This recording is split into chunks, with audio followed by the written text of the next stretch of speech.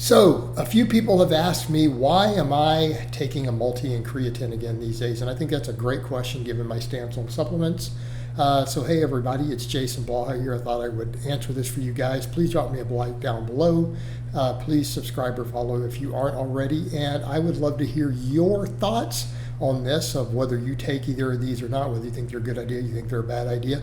Let me know down below in the comments. So honestly, for these, it's not about gains. In the case of both of these, it is purely a longevity and a health consideration. Now, I'm going to briefly discuss the creatine, then I'll go to the multi. So on creatine, it's one of those supplements where I've always been like, sometimes I take it, sometimes I don't. It's one of those where I have always said I'm a non-responder. There were early studies even a decade ago or more, 20 years ago, that's noted about a third of people in the studies, it didn't do anything at all. Like in terms of the performance, the muscle growth, like a third of test subjects, literally creatine did nothing. They gained no water weight, they gained no muscle, no strength, nothing, and only 2/3 of people seemed to do it. So they were called non-responders, and that's a pretty significant group. I always thought I was one of those because I tried the loading dose from a few different brands where you do the whole 20 grams a day. All these people are like, I gained weight. I didn't gain a single pound ever when I did that. Not once. 20 grams for a whole day, weight the exact same as it was at the start of the week, not even a pound. I think in one of the cases I even was down like half a pound. So I'm like, look, I'm a non-responder. However, more and more data has come out over the years showing benefits towards cognition, Alzheimer's, things like that. And I look at it this way: creatine is fairly cheap.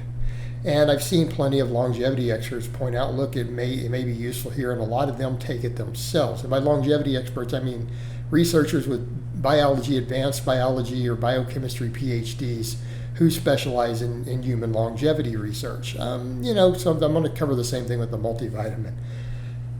All right, so what does this mean in this case? The cognition thing, and here's me being vulnerable. People like that when you're vulnerable. My grandfather was my mentor. He was around a lot. My dad was working on the road a lot during certain points, and my adolescence, late childhood. We had moved over to Houston, out of the country, and over to the city, into the suburbs. And my grandpa had just retired. He was my mentor. He taught me a lot of things. Taught me good stuff about being a man. Taught me a lot of skills, a lot of values. He was a very good man, very well respected in the community, in the neighborhood. International traveler, had been on the Navy shooting team, was a sportsman. Businessman, good man. I watched him deteriorate with Alzheimer's, and I had to watch it because when they put him in the home, he wouldn't talk to my mom or his sisters, and so I was the first family member to go visit him. And I had to watch him deteriorate from Alzheimer's and the dementia. That scares the hell out of me, because I know that I probably have that same gene. So for me, when I see something like creatine that may have potential to stave off Alzheimer's and dementia, in addition to possibly helping build a tiny amount of muscle, do you see where I'm going with this? That's of interest to me, and it's relatively cheap. It's very available. You can get it with nothing in it. You don't have to have all these fillers. You can just buy creatine monohydrate powder. It's one of the cheapest supplements you can get. Okay, it's got promising data on memory, cognition, dementia, Alzheimer's. I watched, one of my ancestors deteriorate from that. So to me, it's like, okay, that's a little bit of a possible insurance policy. So, I'm willing to use it off and on. I'm currently using it at 5 grams a day because I look at that and say, all right, this is potentially worthwhile. And if it helps me gain a tiny amount of muscle along the way, also, hey, great, even better. But I'm looking at really that cognition and memory and dementia. Like, that's a big deal to me, for me personally, based on my life experience, my genetics and stuff. So I think about stuff like that.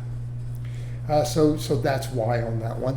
Now, as far as multivitamins go, I've always had mixed views on multivitamins. I've always said, look, there's a potential for overdose of metals. There's the best experts in the world argue as to whether they're necessary or they help. They argue whether they're an insurance policy. You know, the leading experts, PhDs, have argued about this. And I've always said, if they don't know, there's a big debate in the community whether they're helpful, harmful, or just flat useless.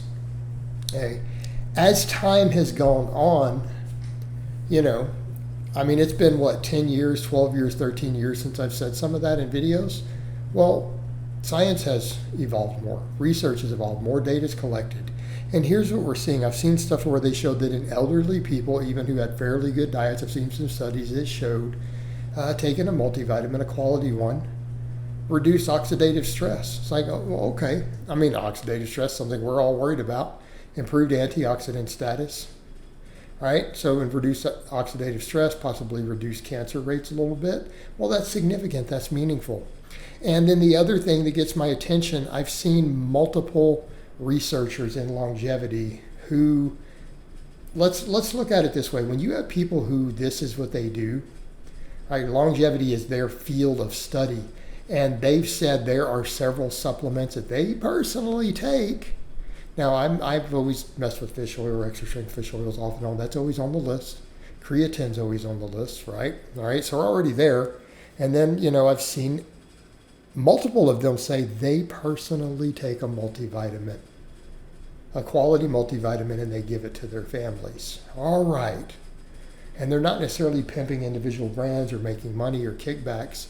When you have the leading researchers who their field of study is longevity, and they're like, just looking at the overall data, I just personally feel it's a good idea for me and my family. Okay? It's just not necessarily about what they can prove, absolutely. Going off the data they have available, they're like, I take one and I give it to my family. See where I'm going with this? These people are probably, let's just be realistic, someone who's got a PhD in advanced biology of some type, who their field of research is longevity, who feels that it probably helps enough with longevity that they take one themselves? Are we going to venture and say the risk versus reward analysis that it's probably safe, probably beneficial? These people are willing to gamble on it with their own lives and with their own families. That's kind of the Pepsi challenge. If you guys are old enough to remember the Pepsi challenge. Okay? So for me, I look at that and go, maybe it would be, a good idea if I do the same thing. So I've started doing so. So I take a multi, even though I'm probably not deficient in anything. My diet is really good. I track stuff. Most of my stuff, I'm way, way, way above the RDA on my vitamins and minerals on most of them. But they're just saying, hey, it's a good potential insurance policy. And you know what? It's a fairly inexpensive one, so I do it.